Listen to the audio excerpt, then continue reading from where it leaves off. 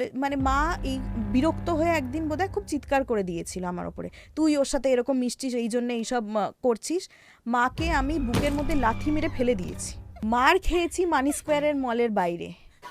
এবার কি হয়, আমি একটা স্কুলে চাকরি পাই, ওটার ওয়াশরুমটা ছিল 3 তলায় আর একটা গ্রাউন্ড ফ্লোরের ওয়াশরুমটা তখন ধোয়া চলছিল, তো ওনারা বললেন 3 তলায় আছে চলে যাও।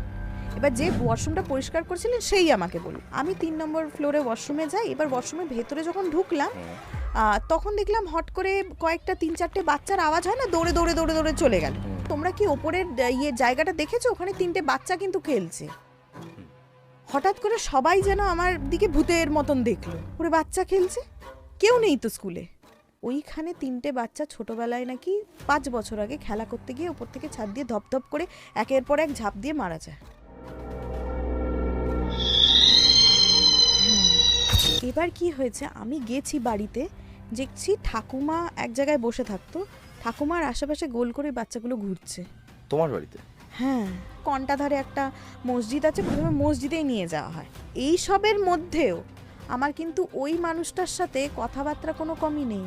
বাড়িতে কোথায় সোনা রাখা আছে, কোথায় টাকা পয়সা আছে, কি অ্যাকাউন্ট কি না যাবতীয় আমি সব বলে দিয়েছি। এবারে প্রচুর টাকা পয়সা আমার অ্যাকাউন্ট থেকে চলে গেছিল, শুধু এক জায়গায় ট্রানজ্যাকশন আজাদের প্রায় ধরে নাও 2.5 লাখ টাকা।